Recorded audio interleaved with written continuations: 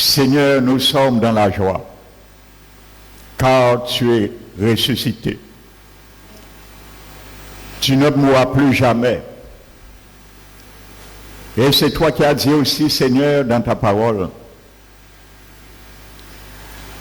de même qu'il est réservé à tout homme de mourir une seule fois, après quoi vient le jugement.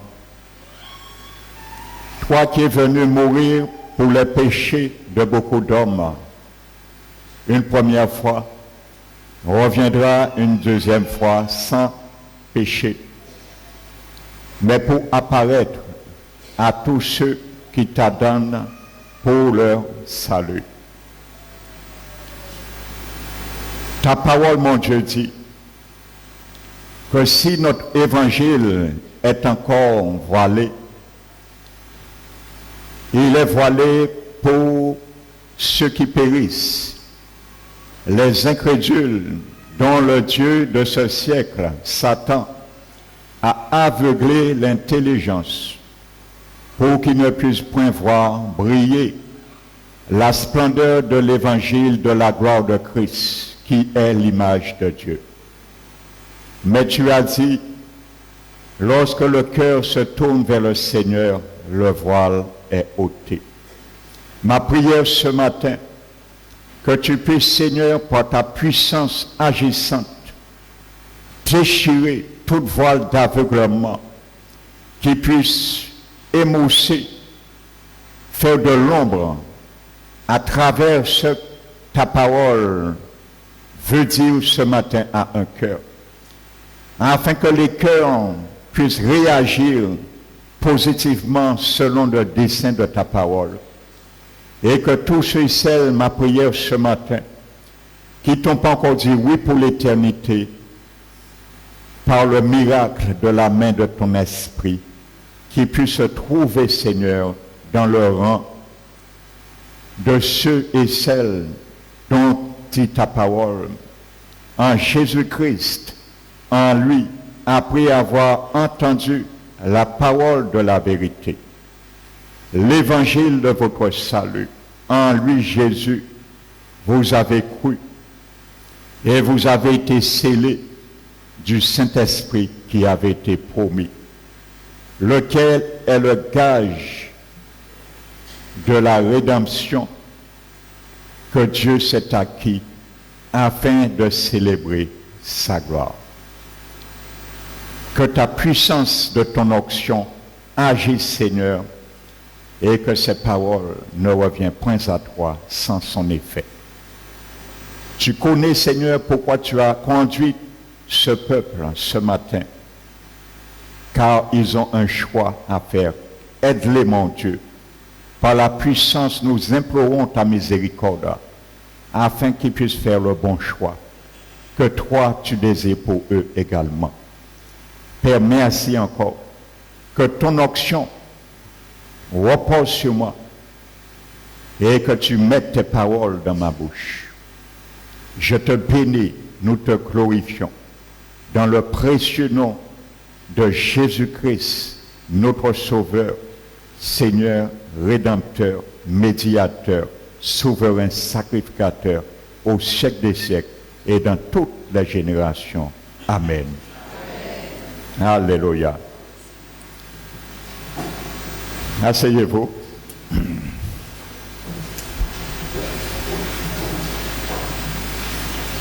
Donc je vous bénis fraternellement, chacun.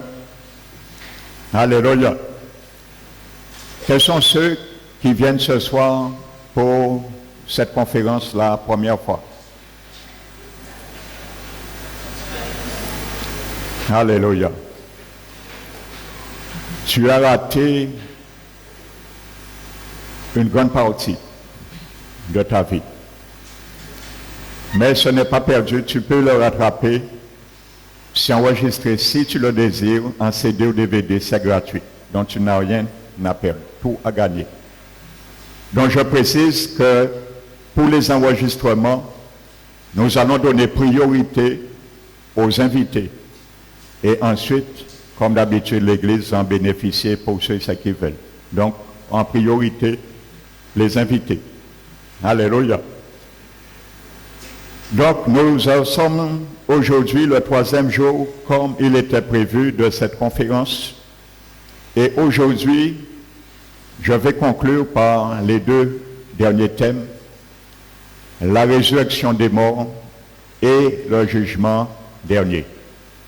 Donc, le jugement des morts également. Donc, nous avions vu qu'est-ce que la mort.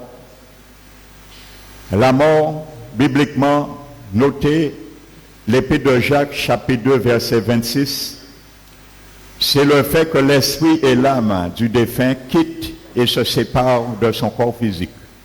Donc ça, c'est la mort physique. Nous avons vu que la vie persiste dans l'au-delà après la mort, qu'il y a 2 lieux qui existent dans l'au-delà. Il n'y a pas 3, il n'y a pas d'intermédiaire. Le purgatoire n'est pas dans la Bible, nous ne l'avons pas vu. Nous avons fouillé, nous n'avons pas vu le purgatoire, ni les limbes, donc ça n'existe pas. C'est un mensonge du diable. Donc il y a 2 lieux, nous avons vu hier, où que la vie persiste, je dis bien la vie de l'âme et de l'esprit, parce que le corps, lui, il rentre en sommeil.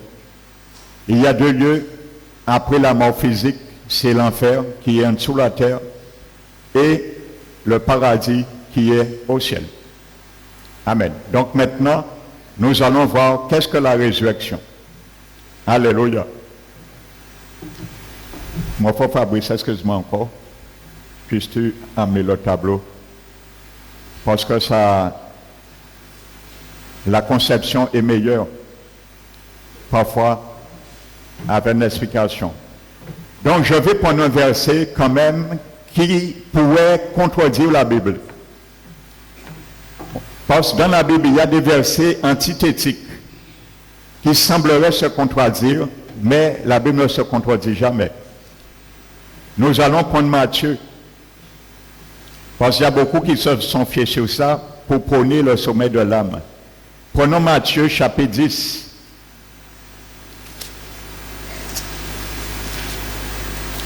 Et verset 28.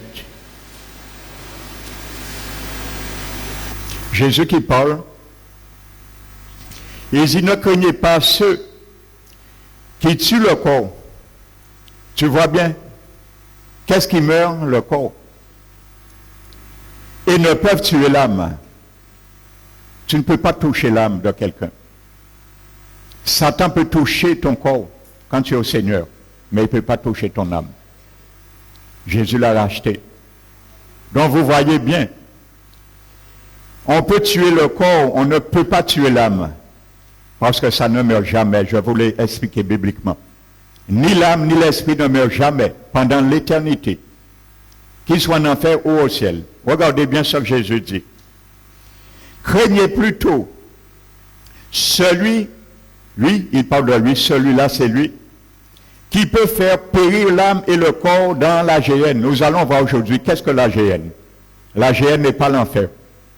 Alléluia. Nous allons voir qu'est-ce que la géhenne aujourd'hui. Donc sachez que dans le grec, que le mot qui est traduit, le verbe qui est traduit par périr, n'est pas une bonne traduction. Dans le grec, c'est tourmenter.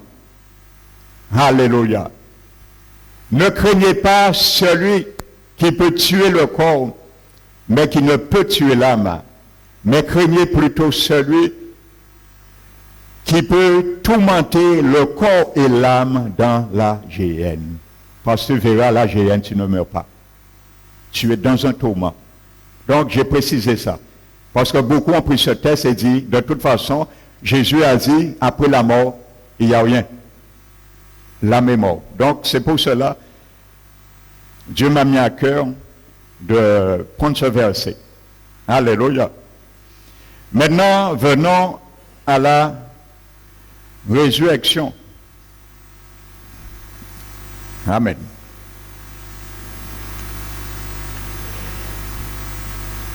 Donc, je disais qu'il y a 2 résurrections. La Bible parle. Tout le monde ne revient pas en même temps à la vie pour le jugement. Déjà, quand quelqu'un a accepté le Seigneur, comme ces 4 personnes ont fait hier, à partir de ce moment, nous avons vu le casier judiciaire est blanchi par le sang de Jésus, ni par les bougies, les chapelets, les neuvaines, les 144 prières, la litanie, c'est pas ça qui a lavé leur cœur, leur livre, c'est le sang de Jésus. Seul qui peut laver. Alléluia. Donc il n'y a plus de condamnation maintenant sur eux parce que le casier judiciaire a été détruit. Amen. Donc, un chrétien né de nouveau qui a persévéré jusqu'à la fin, lui, il ne vient pas en jugement. Son jugement se fait du moment qu'il a accepté Jésus sur la terre. Son jugement commence chaque jour dans sa vie. Il est noté, ainsi de suite. Donc, ce sont les damnés qui viendront en jugement. Donc, il y a 2 résurrections. Il y a une première résurrection que la Bible appelle la résurrection d'entre les morts. Pas la résurrection des morts. La résurrection d'entre les morts, parce que c'est plusieurs morts qui vont sortir parmi les morts, et il va laisser encore le reste des morts endormis jusqu'à leur réveil. Amen.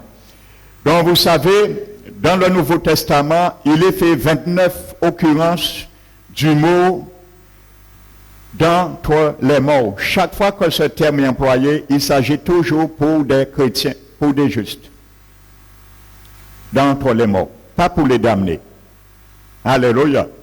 Donc, la première résurrection, il y a plusieurs rangs. Également, donc, quand même la première résurrection, il n'y a pas tout le monde dans la première résurrection ne reviennent pas en même temps. Il y a plusieurs rangs. Mais tous sont sauvés et constituent la première résurrection. Tandis la deuxième résurrection pour les damnés, il y a un seul rang. Tout le monde sort en même temps et vont comparaître un à un devant Jésus-Christ de Nazareth. Ceux qui ne veulent pas entendre parler de Jésus sur cette terre, et il y a des sectes qui n'aiment pas entendre Jésus, mais le jour qu'ils se trouveront devant Jésus, en chair et os, Jésus qui dit, en nous, il est content nous. Mis en devant à Wallet. Ils seront confrontés un jour. Alléluia. Donc, nous allons voir ce principe. Déjà, je parle à la résurrection des sauvés, des chrétiens nés de nouveau, premièrement. Donc, comment ça se fera? Nous allons prendre 2 Thessaloniciens.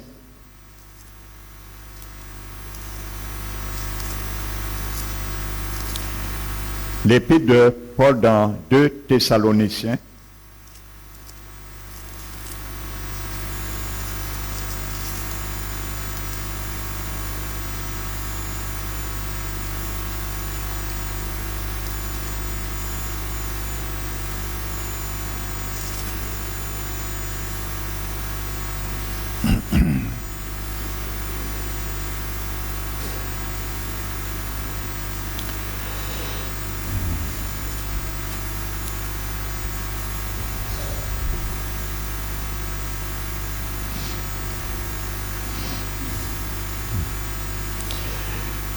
Donc c'est la première épître, 1 Thessaloniciens, le chapitre 4. La Bible nous dit au verset 13, ça c'est les chrétiens, ça nous sommes dans la première résurrection. Nous ne voulons pas, frères, que vous soyez dans l'ignorance au sujet de ceux qui sont décédés, afin que vous ne vous affligez pas comme les autres qui n'ont pas d'espérance. Car si nous croyons que Jésus est mort et qu'il est ressuscité, croyons aussi que Dieu ramena par Jésus et avec lui ceux qui sont décédés. Voici en effet ce que nous vous déclarons d'après la parole du Seigneur. Donc c'est Jésus qui a dit ça. Alléluia. Nous les vivants, là les chrétiens, je ne parle pas des damnés, nous allons venir sur les damnés tout à l'heure. Donc c'est la première résurrection. Nous les vivants, restés pour l'avènement du Seigneur, nous ne devancerons pas ceux qui sont décédés.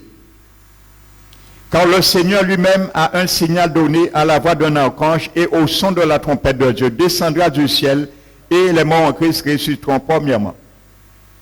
Amen. Ensuite, nous les vivants qui serons restés, nous serons tous ensemble enlevés, ainsi de suite. Dans la Bible parle, il y a une trompette qui doit être sonnée. Jésus descend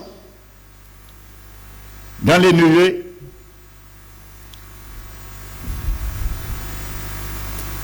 Alléluia. Avant de le faire, nous allons prendre 1 Corinthiens 15. 1 Corinthiens chapitre 15.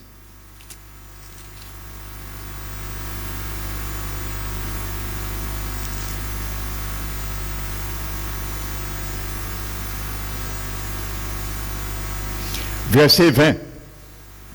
Mais maintenant, Christ est ressuscité des morts, il est les prémices de ceux qui sont morts. Alléluia. Je viendrai tout à l'heure sur le mot prémices. Au verset 26. Verset 22. Et comme tous meurent en Adam, c'est normal. Le péché est venu par Adam. La Bible dit par la désobéissance d'un seul homme, le péché est venu par le péché. La mort s'est étendue sur tous les hommes et tous sont privés de la grâce de Dieu. Il n'y a pas d'exception. J'ai expliqué ça hier. Personne ne fait exception à la règle. De même aussi tous revivront en Christ. Mais chacun en son rang. Il y a plusieurs rangs de la première résurrection. Chacun en son rang. Christ comme prémisse. Puis ceux qui appartiennent à Christ lors de son avènement, ensuite viendra la fin, et ainsi de suite. Donc, il y a plusieurs rangs. Jésus, premièrement, les prémices. Ensuite, le troisième rang, c'est l'Église du Seigneur. Quand Jésus viendra comme un Thessaloniciens 4, au son de l'archange, à la voix d'un archange, et ainsi de suite, lorsque la trompette sonnera. Verset 51. Voici, je vous dis un mystère, nous ne mourrons pas tous, mais tous nous serons changés en un instant, en un clin d'œil, à la dernière trompette. La trompette sonnera et les morts ressusciteront incorruptibles et nous serons changés. Donc là, dans 1 Corinthiens 15, il y a certains qui ont confondu ça avec les trompettes, la dernière trompette des 7 trompettes de jugement de l'Apocalypse. Il ne s'agit pas de là. Il y a 2 trompettes qui vont sonner pour la résurrection des justes. La première trompette, c'est les morts qui sont morts en Christ. Ils vont ressusciter. Et la dernière trompette, ce sont les vivants qui vont partir en même temps avec les morts ressuscités et nous irons ensemble. Donc il y a 2 trompettes qui vont sonner. La première trompette sonnera, c'est les morts en Christ, et la dernière trompette, ou la deuxième trompette, les morts et les vivants seront transmutés et aller au ciel. Nous allons voir maintenant comment notre corps sera à la résurrection. Est-ce que nous aurons un corps physique, substantiel, ou nous serons informes ou esprit, comme certains le disent? Bon, voici ce qui se fait. Je vais expliquer quelque chose. Hier, nous avons vu que tous ceux qui sont morts, Jésus les a retirés où ils étaient avant, leur esprit et leur âme, dans le séjour des morts, le sein d'Abraham, et ils sont au paradis. Le paradis, Jésus l'a transporté là. Donc, nous allons représenter l'enfer. L'enfer est dans le séjour des morts. Maintenant, les chrétiens sont au paradis. Depuis Jésus est ressuscité, hier nous l'avons vu. Quand la trompette sonne, qu'est-ce qui se passe? La terre, l'enfer est en dessous de la terre. Les morts, les tombeaux, les corps, les tombeaux vont s'éclater des chrétiens. Lorsque la trompette sonnera, les chrétiens qui sont au paradis, qui fait partie de la deuxième rang, le troisième rang, depuis la Pentecôte, ils vont quitter le paradis. Pas tous. La bande d'Abraham, tout ça, ils ne vont pas descendre ce jour-là. Ils vont descendre dans un autre rang. Ça, je ne vais pas m'étendre beaucoup aujourd'hui parce que ça va prendre trop de temps. C'est un autre sujet. Donc, je vais succinctement ébaucher ça. Donc, les chrétiens vont quitter le paradis. Je vais plutôt mettre des quoi. Donc, notre esprit et notre âme, ça. J'ai expliqué est corporel et ayant une forme. Ils vont quitter le paradis. Jésus descend avec eux. Et Jésus reste dans les airs. La Bible dit Jésus ne touche pas la terre. L'esprit et l'âme des chrétiens vont retourner dans leur corps physique. À la tombe, ils ont été enterrés. Si ce n'est pas dans une tombe, ils ont été noyés, décapités, incinérés, peu importe. L'esprit et l'âme retournera à son corps primitif. Et à ce moment, comme nous l'avons vu, qu'est-ce que l'homme? Le corps va se relever, parce que la résurrection veut dire se relever pour vivre de nouveau. Ils vont se relever parce que leur esprit et leur âme est retourné dans leur corps. Alléluia, c'est ça la résurrection. La mort, c'est l'esprit et l'âme qui quittent le corps. La résurrection, c'est l'esprit et l'âme qui retournent dans le corps. Ce n'est pas la réincarnation. La réincarnation, c'est une doctrine démoniaque. Ça n'existe pas. Quand tu es mort, ton âme et ton esprit ne vont pas se perpétuer dans des animaux, dans plusieurs personnes, jusqu'ils se trouvent à l'aise et demeurer là. Non, ça c'est la doctrine des hindous. Donc c'est démoniaque ça. C'est pas biblique. Dieu ne parle pas de la réincarnation, il parle de la résurrection des morts. Donc voici ce qui se fera lors de la première résurrection. Et nous, la deuxième trompette, les vivants vont être transmutés, changés et monter rejoindre Jésus. Et nous allons remonter au ciel pendant 7 années. Donc ça, je ne m'avance pas plus.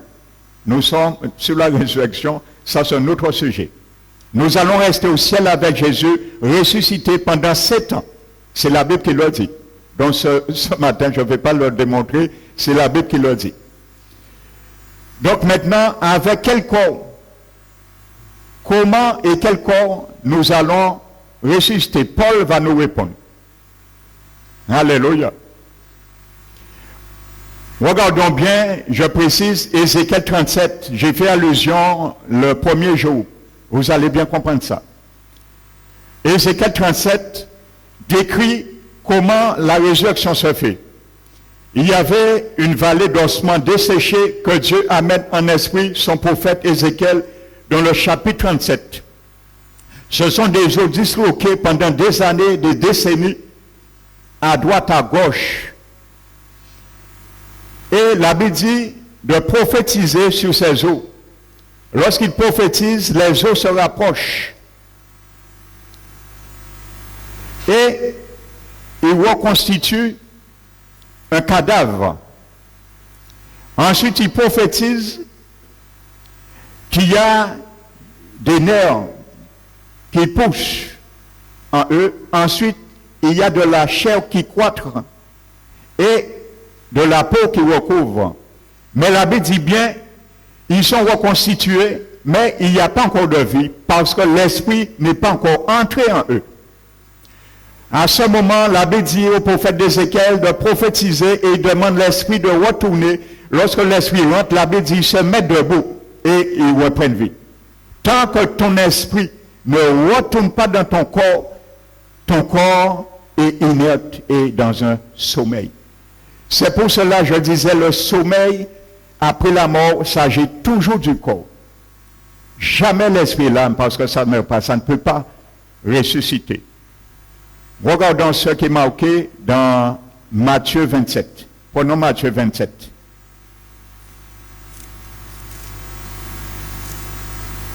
Matthieu chapitre 27.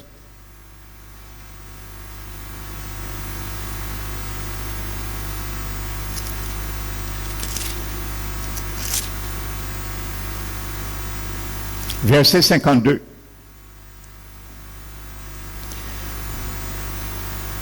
Nous avons vu tout à l'heure dans 1 Thessaloniciens et dans Romains 11, notez, la Bible appelle Jésus les prémices de la première résurrection.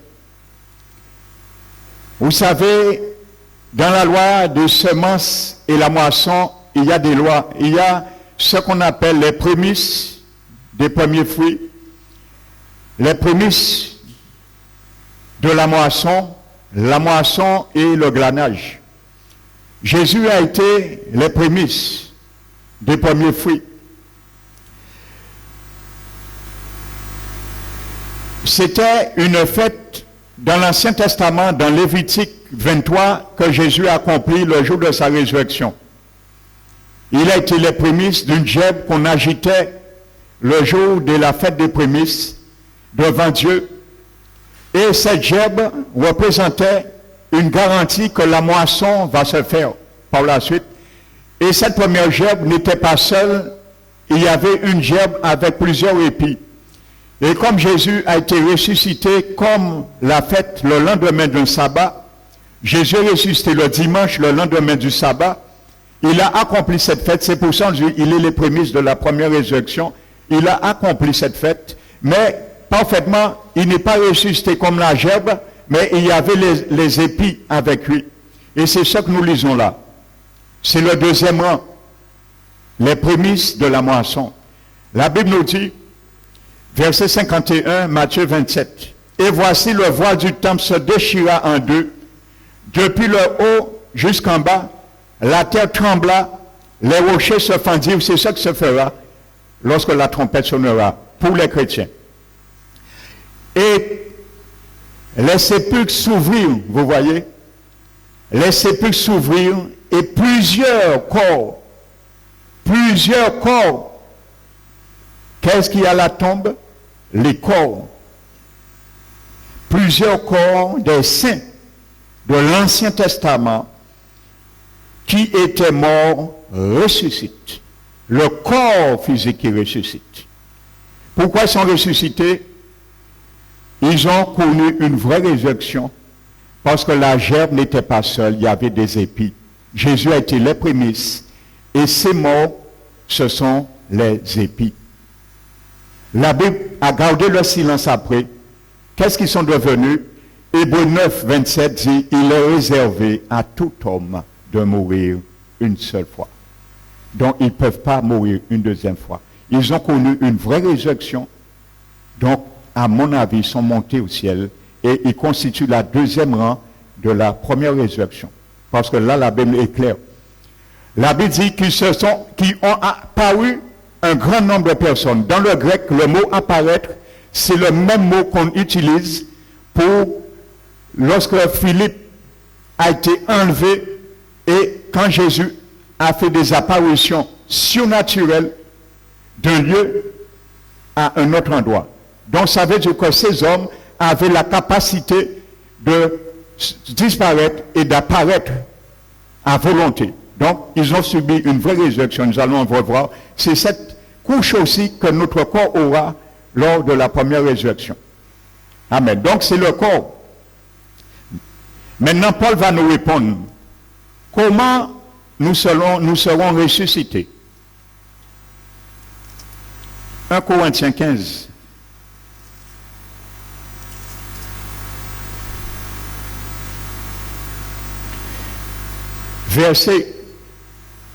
Nous allons prendre le verset 42. Ainsi en est-il de la résurrection des morts. Le corps, vous voyez encore, il parle ni de l'esprit, ni de l'âme, qui est clair et net. Donc si tu avais appris, accepté antérieurement la doctrine du sommet de l'âme, refoule, vomit cette doctrine, parce qu'il vient de l'enfer. C'est une doctrine de démon, le sommet de l'âme, elle n'est pas biblique. Alléluia.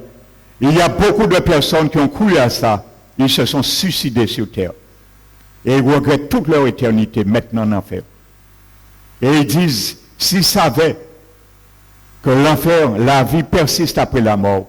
Ils ont réglé le problème à Yosité.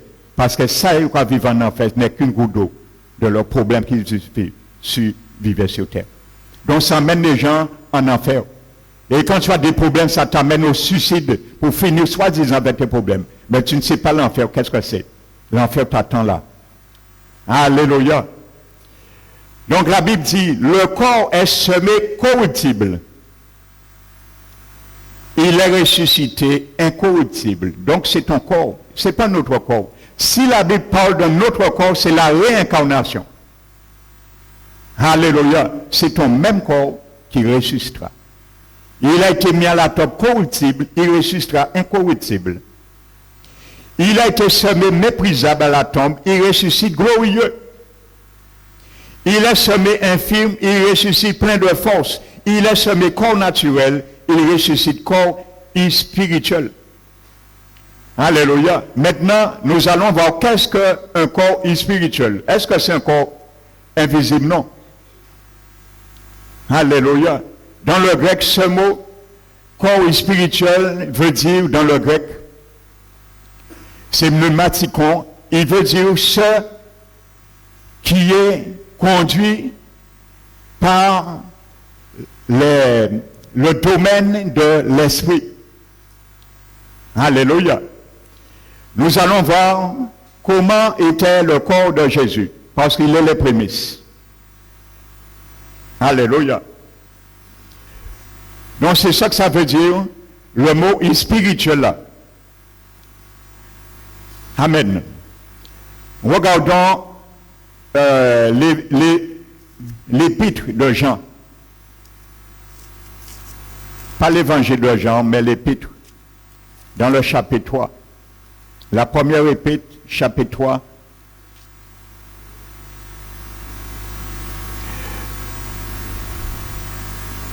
Voyez, verset 1, voyez quel amour le Père nous a témoigné pour que nous soyons appelés enfants de Dieu. Et nous le sommes.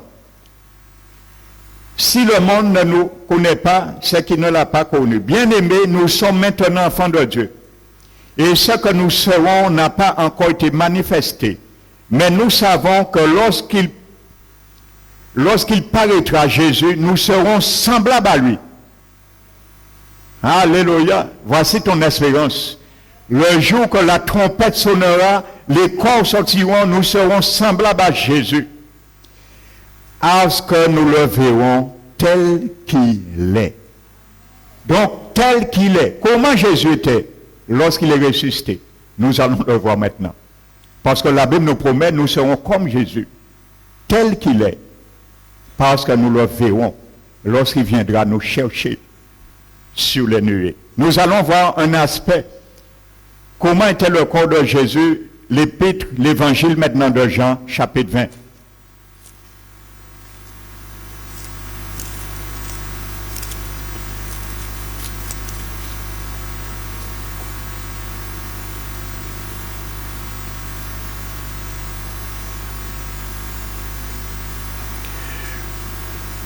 Ça, Jésus venait d'être ressuscité.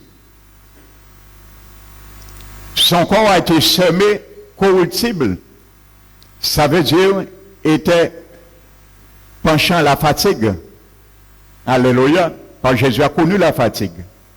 Corruptible ne veut pas dire péché. Hein? Alléluia. Donc, son corps est sorti incorruptible. Alléluia. Le corps qui était mortel est sorti immortel, spirituel, qui était naturel, est sorti spirituel.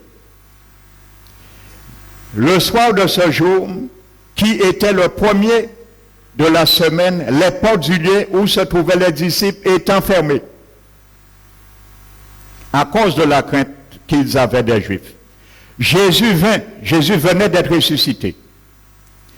Jésus vint, se présenta au milieu d'eux et leur dit, la paix est avec vous. Alléluia. Dans un autre évangile, la Bible dit qu'ils ont eu peur. Ils ont cru que c'est un fantôme, un esprit. Alléluia. Ils ont cru que c'est un esprit. Mais Jésus dit quelque chose. Nous n'allons pas tout prendre tous les tests. Jésus dit, non, c'est moi, ton Seigneur, car un esprit n'a ni chair ni os comme je le suis.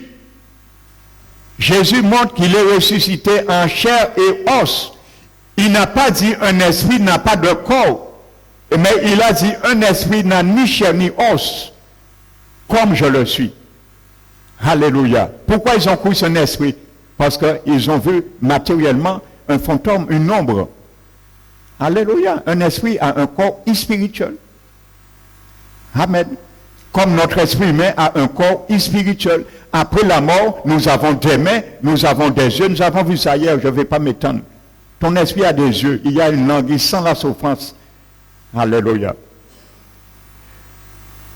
Donc Jésus est rentré dans une pièce fermée clos. Il n'a pas ouvert la porte. Il a paru et il était dans son corps physique. Voici ce que ça veut dire dans 1 Corinthiens 15, un corps spirituel.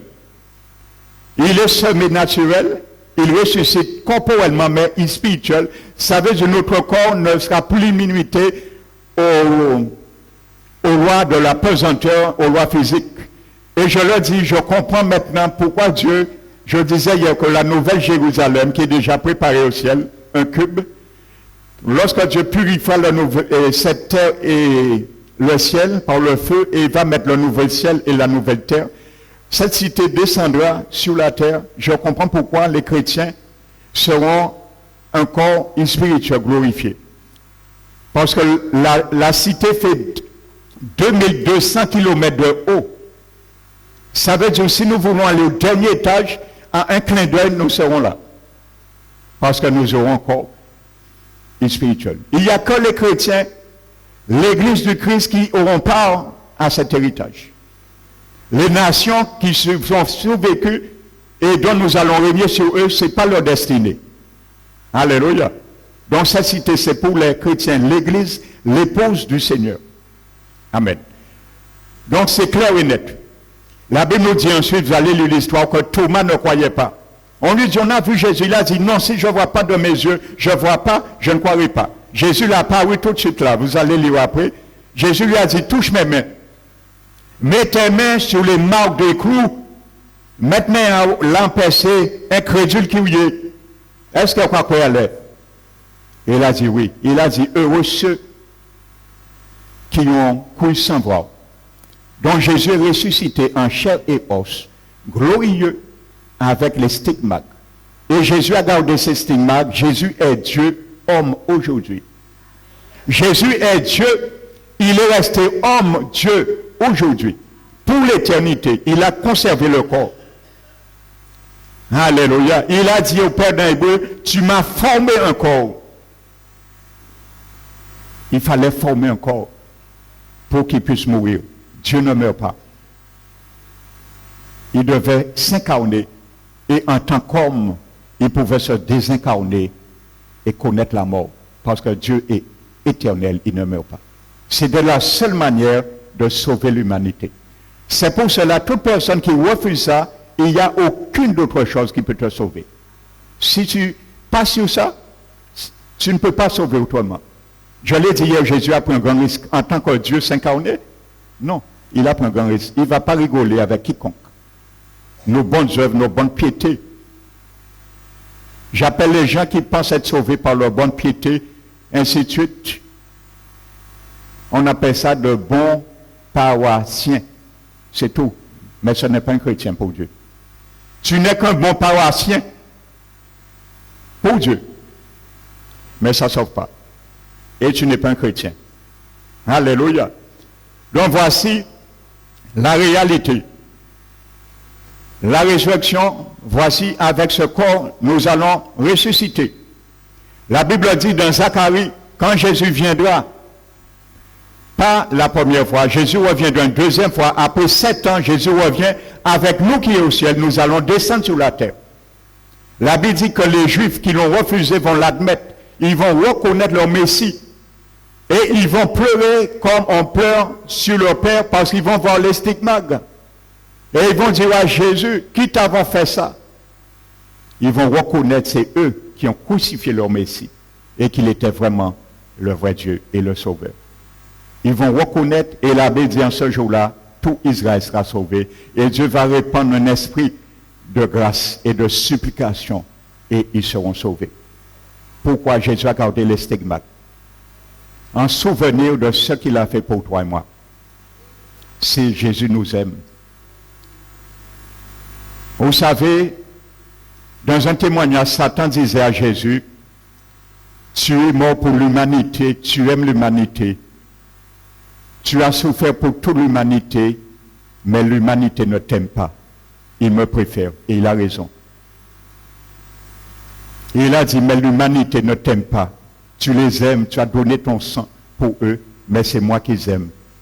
Parce que sur moi, ils se tournent. Parce que l'humanité aime la facilité. Jésus a dit, la porte est spacieuse, grande qui mène en enfer, beaucoup sont là.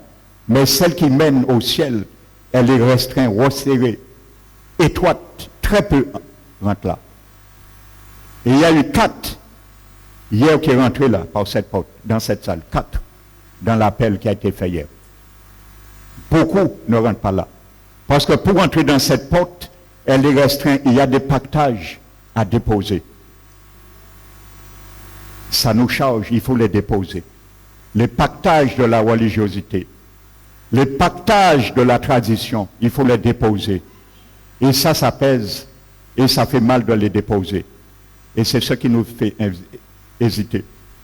Alléluia. Donc voici comme ça, on sera. Jésus n'est pas ressuscité en esprit comme des sectes le disent. Jésus n'est pas dans un tour aux États-Unis en esprit. Jésus est ressuscité corporellement, nous venons de le voir. Et nous allons ressusciter comme lui, corporellement, et nous serons semblables à lui. Un corps glorifié. C'est notre espérance. Alléluia. Et la Bible dit, dans le livre de 1 Corinthiens, vous allez lire, Paul dit, lorsque ce corps, vous voyez, ce corps, pas notre corps, c'est ce corps. Alléluia. Jésus va donner notre corps 4 couches, nous l'avons vu. Paul dit, lorsque ce corps corruptible revêtra l'incorruptibilité et le corps mortel revêtra l'immortalité, alors s'accomplira la parole du Seigneur. Ô mort, où est ta victoire? Ô mort, où est ton aiguillon? Alléluia. Par la puissance de la mort, c'est le péché. Et la puissance du péché, c'est la loi. Mais gloire soit rendue à Jésus, qui nous fait triompher. Et Paul dit, le dernier ennemi qui sera détruit, c'est la mort. Nous allons le voir. Le dernier ennemi qui sera jugé, c'est la mort également. Amen. La mort, c'est un grand ennemi. Amen. Notez simplement dans Matthieu, le chapitre 8, Jésus avait dit que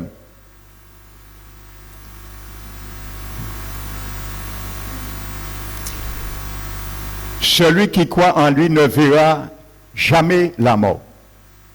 Il n'a pas dit ne connaîtra pas jamais la mort, hein, mais il ne verra jamais la mort. Nous allons bien comprendre cela tout à l'heure. C'est dans Jean chapitre 8, verset 51.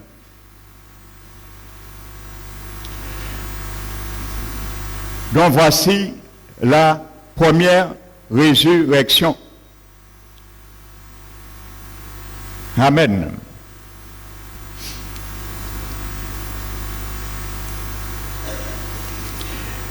Pendant que nous sommes là, nous allons voir qu'est-ce que le Seigneur entendait par le dernier ennemi qui sera jugé. Prenons le livre de l'Apocalypse. Apocalypse chapitre 6.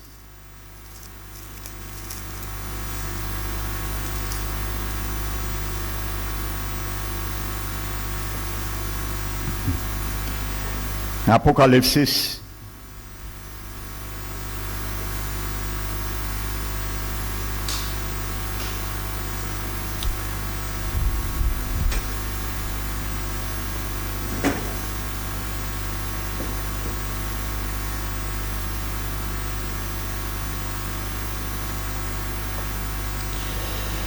Ça, je le disais hier, c'est à venir. Hein? C'est pendant les 7 années que l'Église sera au ciel. Nous n'allons pas vivre ça. Ceux qui seront sauvés, vraiment, ils ne vont pas vivre ça. C'est à venir, ça. Ça, c'est un autre sujet. La Bible nous dit, au verset 7, Apocalypse 6, ça c'est pendant les événements, lorsque un homme sera implanté comme dictateur politico-religieux qu'on appelle l'Antichrist, la bête, qui va être un serviteur, esprit amécor de Satan pendant ce moment. Donc il va persécuter, il va amener la paix, entre parenthèses, un semblant de paix, mais là, il commence à retirer la paix après les 3 années et demie de son mandat. Donc la Bible dit, verset 7, quand il ouvrit le 4e sceau, j'entendis la voix du 4e être vivant qui disait, viens, je regardais, voici parut un cheval blanc, un cheval de couleur verdâtre, pâle, couleur de la mort. Amen. Celui qui le montait se nommait la mort. La mort, c'est quoi? Vous savez, la mort est un état, mort physique est un état ou une condition. Là, la Bible personnifie la mort. C'est un personnage. Il est sur un cheval. Il s'appelle la mort. Ce n'est pas l'état ou une condition, mais un personnage. La mort la personnifiée. Vous allez comprendre quelque chose. Ça, je vous expliquais hier. Lorsque quelqu'un va mourir dans ses péchés, bien souvent, c'est son corollaire qui vient chercher son âme et son esprit. Nous allons le comprendre. Nous avons vu que la mort désincarne l'esprit et l'âme du défunt. Amen. Ça, c'est la mort. Nous l'avons vu. Continuons. Ça, c'est Dieu permettra ça pour juger la terre, pour châtier la terre. Celui qui le montait se nommait la mort. Il y a un deuxième cavalier, son corollaire le suit, sur un autre cheval. Celui qui le suivait s'appelle le séjour des morts qui l'accompagnait. Donc le pouvoir leur fut donné de tuer, ainsi de suite. Le séjour des morts. Nous avons vu hier, dans le séjour des morts, la première partie a été libérée. Donc, quand la Bible parle dans le Nouveau Testament Hadès, il ne peut s'agir que de l'enfer, parce que le sein d'Abraham est déménagé. Dans le séjour des morts, nous l'avons vu hier, la première partie qui était le paradis, où le sein d'Abraham a été libéré, c'est au paradis maintenant. Maintenant là, c'est l'enfer. L'enfer, le séjour des morts, c'est où allait l'esprit et l'âme des corps désincarnés, dont le corollaire de cet ange, un autre cavalier personnifié, s'appelle séjour des morts. Qu'est-ce qu'il fait? Il récupère l'esprit et l'âme des défunts que Monsieur la mort a frappé de la mort, et lui, il les emmène en enfer. Alléluia, ce sont 2 anges messagers du diable qui sont chargés pour ça. C'est pour ça un s'appelle la mort. Il va frapper par la mortalité des guerres, des famines, des cataclysmes, des épidémies, ainsi de suite. Et son corollaire est là. Il récupère l'esprit et l'âme et les emmène en enfer. Il s'appelle son nom, séjour des morts ou enfer. Et l'autre s'appelle la mort. Voici ce cavalier que Jésus dit dans Jean 8, 51. Celui qui croit en moi ne verra jamais ces cavaliers. Mais si tu ne crois pas, tu meurs dans tes péchés, tressaillis, frémis de peur. Parce que beaucoup de personnes avant leur mort, ils ont vu ce cavalier. Un ange venu récupérer leur esprit, leur âme. Quelques minutes avant leur mort. Parce qu'ils ont droit, je vous dis, il y a un livre qui est ouvert là. Ils ont leur nom. Quand il y a un mort, Satan connaît. Et le Seigneur connaît. Nous allons voir ce même livre. Il y a une photocopie dans le ciel, dans la main de Jésus. Également. Alléluia. Donc, il a droit d'aller récupérer le défunt, son esprit, son âme, et l'amener là. Il a droit légal. Parce qu'il est mort dans ses péchés. Et il est inscrit dans le livre de la mort et de la condamnation parce qu'il n'a pas accepté Jésus pour effacer, détruire l'ordonnance qui le condamnait et qui subissait contre lui. Alléluia, comprenez bien ça. Hein? Ce n'est pas un enseignement que je vous donne pour faire de belles paroles, hein? C'est pour votre éternité. Alléluia. Je vous l'explique cette réalité. Parce que c'est un enseignement qu'on ne connaît pas beaucoup dans les églises. Ça. C'est un enseignement qui est tabou. Dieu m'a fait grâce de le comprendre et de le connaître. Alléluia, et de le partager pour son amour. Donc voici cette réalité. Amen. Donc le dernier ennemi, nous allons voir tout à l'heure dans le jugement, le dernier ennemi qui sera détruit, effectivement, c'est la mort. Il ne pourra plus jamais désincarner quiconque et l'emmener en enfer, non plus. Alléluia.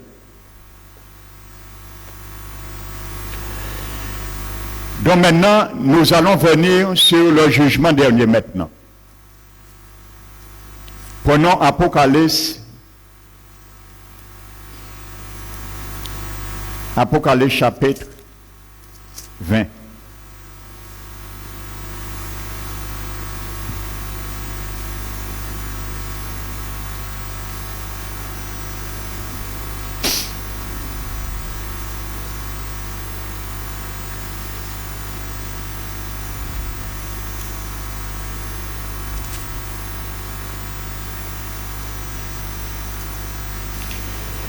Voici la fin de la première résurrection. Hein. Je n'ai pas donné toutes les rangs. J'ai donné 3 rangs. Dans l'Apocalypse, on voit beaucoup de rangs. Au fur et à mesure, ils ressuscitent et ils reprennent leur corps. Quand nous avons vu les âmes sous l'autel qui criaient « Seigneur Jésus, jusqu'à quand tu vas juger notre sang sur les habitants de la terre ?» Nous n'en avons pas tout pris le verset, mais à la suite, regardez bien ce que Jésus leur dit. Il leur dit d'attendre un peu encore. Il y a beaucoup de compagnons de leurs frères qui doivent passer aussi par le martyre. Et en attendant leur résurrection, nous avons vu, il leur a été donné une robe blanche. Leur âme, si ils ont une robe blanche, leur âme avait un corps pour revêtir ce vêtement. Alléluia. Donc la Bible nous dit, verset 4, Apocalypse 20, et je vis des trônes, et ceux qui assis, ainsi de suite, ceux qui avaient été décapités, ils reviennent à la vie, et ils régnèrent avec Christ pendant 1000 ans. Les autres morts ne reviennent point à la vie. La première résurrection, c'est fini là maintenant, clôturé, guichet fermé. La clôture de la première résurrection avec tous les rangs, ça c'est les sauvés. Les autres morts ne reviennent point à la vie jusqu'à ce que les 1000 ans soient accomplis. C'est la première résurrection. Heureux et saints, c'est ça qui était marqué sur ceux qui ont reçu les failleuses. Heureux et saints, ceux qui ont part à la première résurrection, parce que l'objectif de cette conférence était d'amener à être heureux et saint et d'être dans la première partie, la première résurrection. C'est ça qui était marqué sur les failleuses, si vous vous rappelez, ceux qui ont eu ces failleuses. Car la seconde mort n'a point de pouvoir sur eux. Je viens de dire, qu'est-ce que la deuxième mort? Alléluia. Donc vous voyez, maintenant, la première résurrection, c'est fini. Jésus installe son règne sur terre pendant 1000 ans. Après les 1000 ans, la deuxième résurrection, maintenant. Et là maintenant, tous ceux qui sont morts depuis Adam, jusqu'après les 1000 ans, vont sortir maintenant dans leur tombeau. Les sépulcres vont s'ouvrir maintenant. Alléluia. Et ça s'appelle le jugement dernier, le grand trône blanc. Celui qui sera assis s'appelle Jésus-Christ de Nazareth, la pureté blanche. Jésus sera le juge. Il ne sera plus le sauveur. Maintenant, il va changer de titre. Le mot sauveur est passé. C'est du passé pour lui maintenant. Il change de titre. Il devient le juge maintenant. Et il va juger. Il sera assis et il n'y a pas de pot de vin. Personne ne va essayer de le racheter avec du pot de vin. Dit, Seigneur, regarde tout ce que j'ai fait. J'ai mis mes richesses pour les malheureux. J'ai aidé les clochards. J'ai donné l'hospitalité. J'ai fait des œuvres de charité. Je priais pour les malades. Je priais pour les nécessiteux. Vous allez voir la réponse que Jésus va répondre. Nous allons voir, Jésus va répondre tout à l'heure. Puis je vis, maintenant, l'enfer va se vider là maintenant. Puis je vis un grand trône, celui qui était assis. La terre et le ciel s'enfuirent devant sa face. À ce moment, la terre et le ciel disparaissent comme un rouleau. Hébreu l'a dit, Hébreu 1. Et il a dit, les cieux, au commencement, Seigneur Jésus, tu as fondé les cieux. Tu as fondé la terre et les cieux sont l'ouvrage de tes mains. Ils périront tous un jour, mais toi tu subsisteras. Ils vieilliront comme un vêtement. Tu les rouleras comme un manteau et ils seront changés. Mais toi, tes jours ne finiront point. Alléluia. Ce jour est arrivé, Jésus va rouler la terre comme un rouleau, comme un vêtement. Il va le mettre en rebut. Parce que Dieu a lavé la terre pendant 7 dispensations. Il a donné 7 dispensations depuis Adam. Et il y a eu 7 dispensations. 6. Et vous savez, lorsqu'on lave un linge, parfois, à un moment donné, il ne prend plus de lavage, le tissu se déchire, il faut le jeter. Le 7e lavage, Dieu ne pourra pas. À ce moment, il va mettre ce vêtement en rebut. Il va changer la terre et le ciel. Et ensuite, tous ceux qui sont en enfer, nous serons dans l'espace. Alléluia. La Bible dit, et je vis les morts, les grands et les petits, les riches et les pauvres. C'est ce que ça veut dire. Tu ne vas pas hériter le ciel parce que tu es pauvre. Autrement, nous tous étions clochards et nous étions allés au paradis comme Lazare. Lazare n'a pas été au ciel parce qu'il était clochard ou il était pauvre. Parce qu'il a, malgré sa pauvreté, il a obéi, croyait à la parole de Dieu. Le riche n'est pas allé en enfer parce qu'il était riche. C'est parce qu'il a fait un Dieu de sa richesse. Et je vous ai cité le psaume 49 hier. Le psaume 49, méditez bien ce psaume, c'est pour les riches, pour ceux qui pensent qu'ils peuvent vivre sans Dieu. Ils mettent leur confiance dans leurs biens. Ils se glorifient dans leur grande richesse, mais ne peuvent s'acheter l'un de l'autre. Ni donner à Dieu le rachat de leur âme, car le rachat de leur âme est cher et n'aura jamais lieu. Alléluia, le psaume 49. Alors si vous avez arraché âme au monde par la prière pour la litanie, Sainte Marie, Mère de Dieu, priez pour nous pauvres pécheurs, ça te somme là, il te peut pouvoir. C'est quand tu es sur la terre, tu dois reconnaître avant de mourir que tu es un pauvre pécheur et tu as besoin d'un rédempteur. Hier, Jésus a fait l'appel pour reconnaître que tu es un pauvre pécheur. Tu es venu par le péché d'Adam condamné. Tu n'as pas répondu favorablement. Ne crois pas, on va faire la litanie 1000 fois, 150 fois, et tu seras sauvé. Non. Après la mort, c'est fini. Les prières ne servent rien. Les lames ne servent rien. Les bougies ne servent rien. Le chapelet ne sert rien. C'est fini. Il n'y a plus de marche arrière. Alléluia. Comprends bien ça ce matin. Alléluia. Je suis venu pour avertir, pour que Jésus sauve ton âme de la flamme de l'enfer. Alléluia. Il y a beaucoup, des milliards qui sont là aujourd'hui. Mais toi, aujourd'hui, tu peux passer outre. Si tu le veux. Ça, c'est ton choix. Je ne le ferai pas pour toi. Dieu ne le fera pas pour toi. Non plus.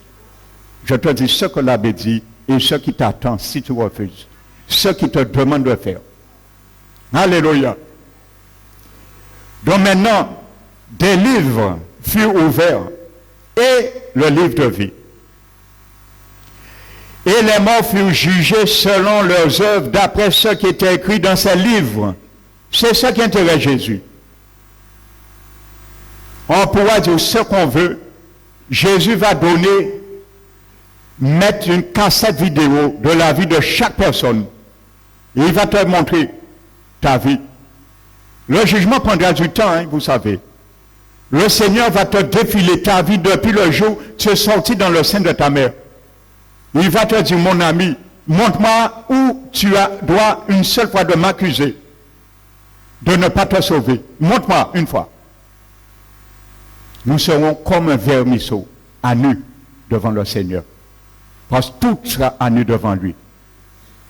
On ne pourra pas l'accuser. Et loin de là, nous serons surpris. Il va nous montrer dans la cassette vidéo des centaines d'occasions qui nous a donné l'opportunité de l'accepter. À travers des circonstances, à travers des paroles, à travers diverses manières qui nous interpellaient. Nous n'avons pas tenu égard.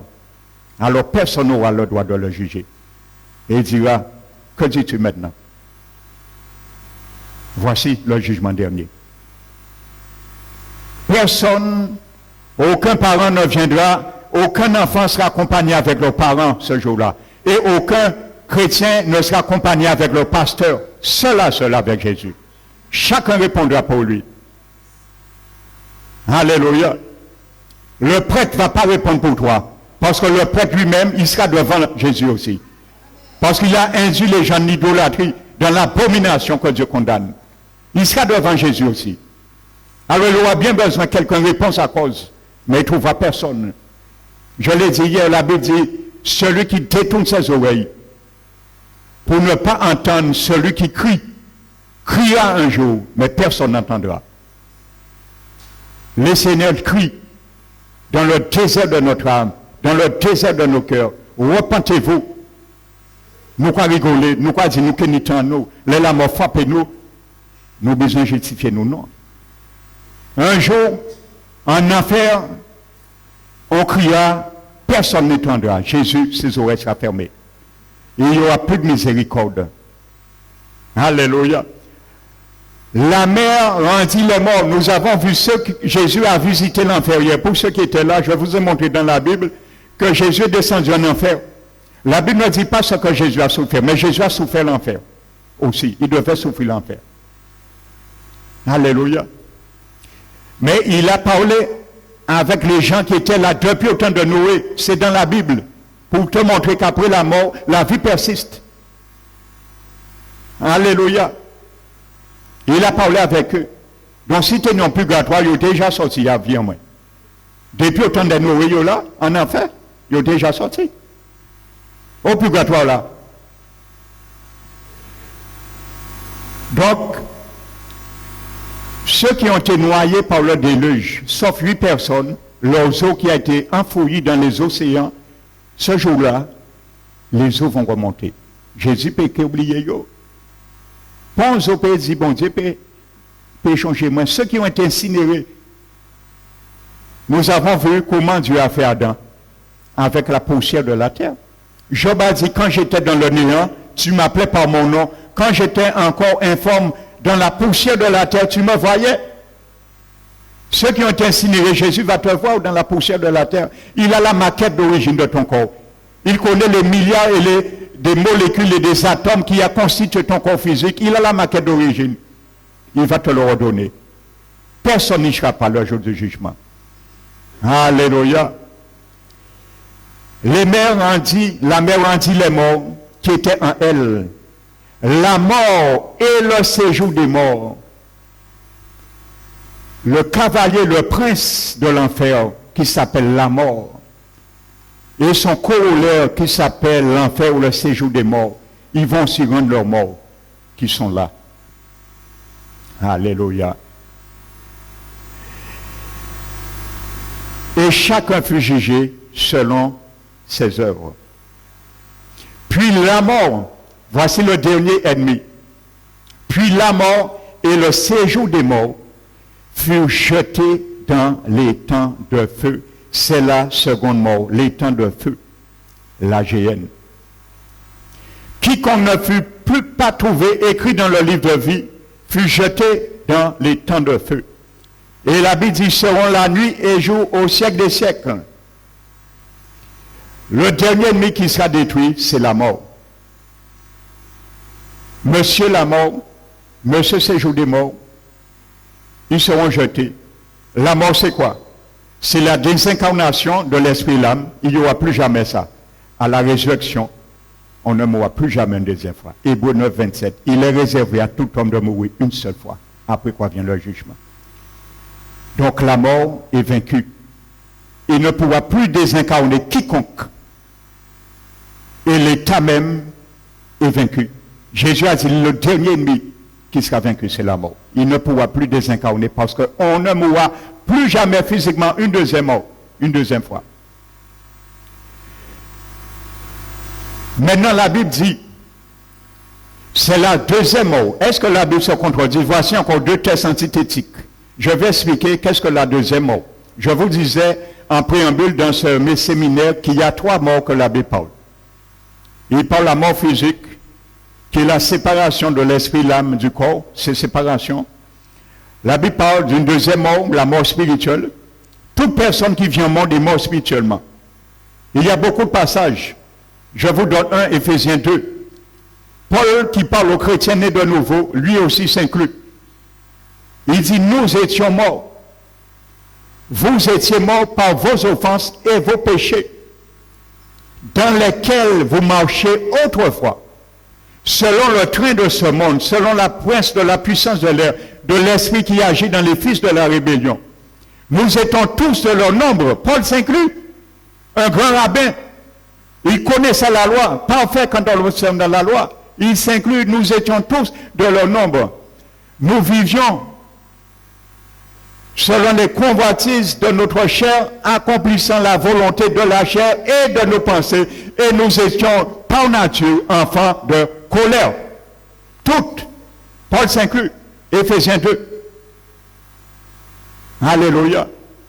Nous étions tous morts. Ça s'appelle la mort spirituelle. Par le péché d'Adam, le péché a séparé l'esprit de l'homme avec Dieu. L'esprit qui est la vraie personne est un esprit et Dieu est esprit. Nous sommes séparés de Dieu. Ça s'appelle la mort spirituelle. Notre esprit est vivant. Il a ses facultés. Mais en ce qui concerne la communion avec Dieu, ses fonctions ont été atrophiées dans un coma spirituel. Donc, connaissant pas Dieu. Ça, c'est la mort spirituelle. Et c'est Jésus, lorsque nous l'acceptons, il donne un souffle surnaturel à notre esprit par le Saint-Esprit qui rentre en nous. Il régénère notre esprit, il le redonne vie et il le connecte avec Dieu. Ça s'appelle la vie éternelle. Alléluia. Ça, c'est la vie éternelle, la vie spirituelle. Pour nous retirer de la mort spirituelle. Et le dossier qui nous condamne, la première chose qui est marquée, nous sommes morts spirituellement, coupés de Dieu. Alléluia.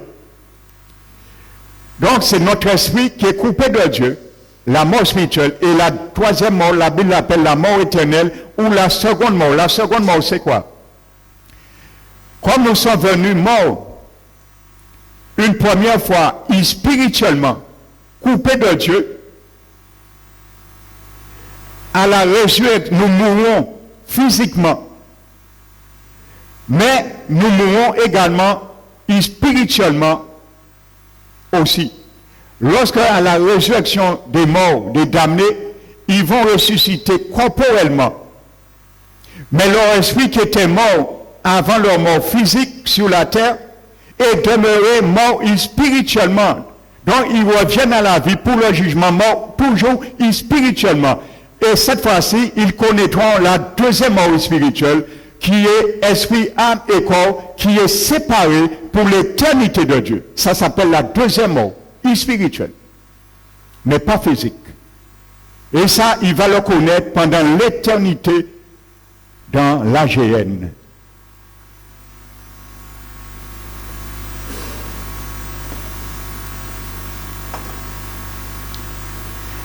Qu'est-ce que Jésus dit? Tout ce qu'on pourra dire Jésus, la Bible dit, Jésus, lui, il a un livre d'or pur. Ça s'appelle le livre de la vie éternelle. Jésus ouvre ce livre.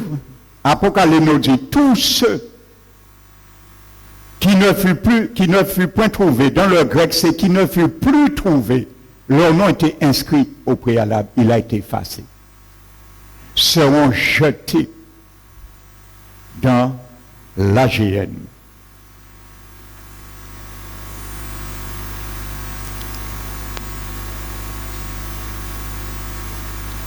Voici l'enfer. Tous ceux qui ne furent point trouvés sont sortis déjà.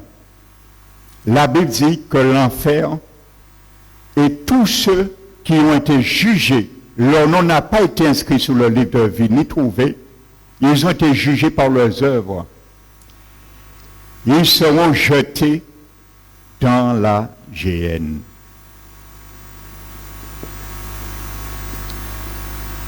Et là, c'est l'enfer éternel. Ça pire que l'enfer. L'enfer sera jeté dans la géhenne, parce qu'il n'y aura personne en enfer là. La géhenne deviendra l'enfer infernal pour l'éternité. Alléluia. Là, c'est le feu qui ne s'éteint point et du soufre pour l'éternité. Vous savez, en enfer, il y a plusieurs cellules, plusieurs prisons. Je disais hier, il y a des prisons des homosexuels. On retrouve tous les homosexuels dans une prison. On appelle ça des prisons. C'est pour ça que Jésus a visité ces prisons. Dans 1 Pierre 3, verset 21. Il y a des prisons pour les homosexuels, les lesbiennes, les prostituées, les alcooliques, les ivrognes. Sachez, la Bible dit, les ivrognes, les alcooliques, ceux qui fument ne rentrent pas dans le royaume. Il y a des cellules pour ça. Ils sont ensemble. Les voleurs, il y a plusieurs cellules ensemble. Les tabagistes, les ivrognes ne rentrent pas dans le royaume de Dieu. Et que tu sois chrétien ou non chrétien, c'est la même recette. Dieu, quand il donne sa loi, il ne connaît pas chrétien ou pas. Si tu es un chrétien, tu bois toujours, cherche à le Seigneur te délivrer, parce que tu perdras ton salut. Si tu es chrétien, tu fumes la cigarette toujours, tu fumes le cannabis, cherche à te délivrer, parce que tu perdras ton salut. Ça ne rentre pas dans le royaume de Dieu. Il sera jeté. Jésus va dire, mon ami, je ne vois pas ton nom inscrit dans le livre de vie. Alors, je ne veux rien entendre. Vas-y dans la géhenne parce que j'ai du monde encore qui m'attend pour les juger. Alors, retire-toi, va dans la géhenne. Ce qui a été préparé pour Satan et ses anges, malheureusement, vas-y, tu l'as choisi. Alléluia. Il n'y aura pas pot de vin. Il n'y aura pas pot de vin. On dira, je t'ai servi, Seigneur Jésus, dans le couvent. Jésus disait, mais j'avais un meilleur couvent pour toi. Pourquoi tu ne m'as pas servi dans mon église que j'ai bâtie? Tu m'as servi dans le couvent que le diable a bâti. Tu ne m'as pas servi, tu servais le diable. Vous savez, Jésus va peser les mots là. Hein? Parce qu'il se gênait pas hein, de dire aux scribes et aux pharisiens, vous avez comme père le diable, Satan est votre père. Aux scribes et aux pharisiens, ils détenaient la loi. Jésus leur disait ça, ils savaient ce qu'il disait. Parce qu'il faisait la volonté du diable, en pensant qu'il faisait la volonté de Dieu. Pourquoi la Bible dit, tous ceux qui ne purent point trouver inscrits dans le livre de vie, Dans le grec, c'est ne furent plus trouvés. Je vais t'expliquer en finalité pour conclure. Quand quelqu'un vient au monde, tu sors dans le sein de ta mère, tu viens condamner. Nous l'avons vu, Éphésiens 2, il y a d'autres tests. Tu viens condamner, ce n'est pas par rapport ni à tes parents, ni toi. C'est au péché d'Adam et Ève. Dieu avait dit, le jour où vous toucherez le fruit de l'arbre défendu de la connaissance du bien et du mal, vous mourrez. Est-ce que Adam, physiquement, est mort tout de suite? Non, Adam est mort à 930 ans. 930 ans. Il n'est pas mort physiquement. Mais il est mort physique et spirituellement tout de suite. Il a été coupé de Dieu. C'est là la mort s'est installée. Dès que tu viens au monde, il y a un livre. Ton nom est inscrit comme candidat de mort. Ici, le livre est là, et il y a une copie au ciel, Jésus là. C'est ce livre que nous avons vu, Jésus point. Chaque personne a un livre sur sa vie, au ciel. Et le diable, lui, il sait le nom de toute personne qui lui appartient. Tant il n'est pas retiré, son nom n'a pas été effacé là. Quand cette personne vient au monde, son nom est inscrit dans un livre de vie. Nous avons vu aussi. Donc son nom est inscrit dans le livre de vie et il y a un livre qui est ouvert au ciel pour sa vie. Du moment où la conscience de l'enfant commence à s'éveiller, ses péchés commencent à être notés. Aussi bien là, aussi bien là. Ça veut dire même si tu viens au monde, tu meurs, tu n'as fait aucun péché, tu mérites la condamnation toujours parce que tu es sur un livre de mort. La mort est spirituelle, t'a atteint. Ça, c'est un virus, il faut le comprendre. Vous savez, la Bible dit, Romains 3, que tous nous avons péché et nous sommes privés de la gloire de Dieu. Le mot grec qui est employé dans ce mot péché, c'est le mot amartia. C'est un mot qu'on utilisait pour les tireurs à l'arc. Le mot amartia, qui est traduit par péché, veut dire rater la cible. La cible au jardin d'Éden, c'était la vie éternelle. Tous ont raté la cible. Tous ont raté la cible et sont privés de la grâce de Dieu. Jésus est celui qui est venu pour nous remettre dans la bonne cible, pour retrouver notre place que nous avons perdue au jardin d'Éden. Alors comprends ça bien aujourd'hui. Tu es quand même inscrit. Tu vois bien, c'est rien qui peut te sauver, ni tes bonnes œuvres, rien. Donc les péchés sont notés là et là. Mais ton nom aussi était sur le livre de vie. Ces personnes entendent l'évangile, comme ces 4 personnes qui ont fait hier, ils ont accepté Jésus. Qu'est-ce qui se passe? Jésus ordonne à Satan d'effacer le nom de cette personne. Si c'est X, madame ou monsieur X, il ordonne d'effacer la condamnation de tout ce qui est écrit sur lui. Et à ce moment, le nom de cette personne X est retiré du registre de mort. C'est ce que Colossiens 1 nous dit.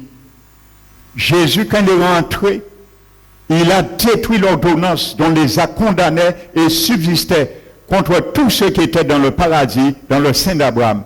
Et il a déménagé avec eux. Les noms et les actes de ceux qui sont là, les damnés, sont écrits toujours. Le livre est effacé là aussi, au ciel. C'est blanchi, Jésus prend son sang. Il dit, Père, j'ai payé pour elle, j'ai payé pour lui. Il a accepté mon sang. Accepte ce que ma rédemption a fait. Même s'il a fait 1000 péchés, il a tué, il a volé quoi que ce soit, mon sang est suffisant. Son casier blanchi. Il n'y a aucune condamnation à partir de ce moment. Ceux qui ont fait cette démarche. Si Satan vient te accuser, oui, mais tu dis à Satan, mon passé, Jésus l'a détruit. Mais moi, je te rappelle ton avenir, ton futur dans la GN. Ça, il faut rappeler au diable. Parce qu'il n'y a aucune condamnation à partir de ce moment. Mais il faut demeurer. Ça, c'est un autre sujet. C'est pour ça que j'ai demandé que ceux qui se sont donnés de donner votre nom et votre numéro pour, je vous entretiens, pour vous continuer à vous assister, l'Église également, pour continuer dans votre salut. Maintenant, cette personne, Y maintenant, qui est inscrit là,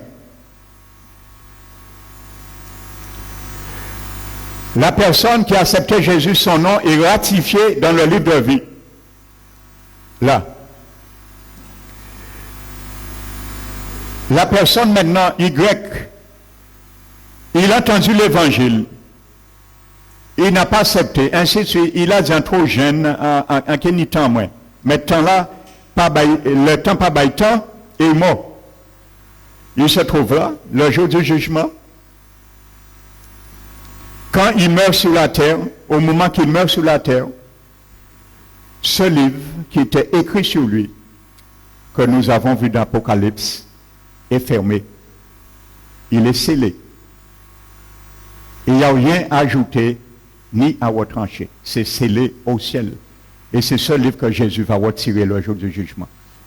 Dès que la personne meurt impénitent dans ses péchés sur la terre, ce livre est classé au ciel et il est fiché là, comme candidat. Satan vient chercher son âme et son esprit, il l'emmène là.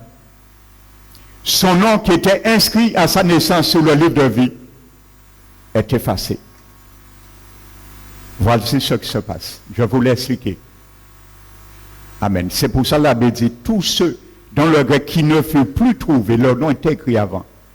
Vous savez, à un moment donné, Dieu allait juger, châtier Israël. Moïse a intercédé sa miséricorde.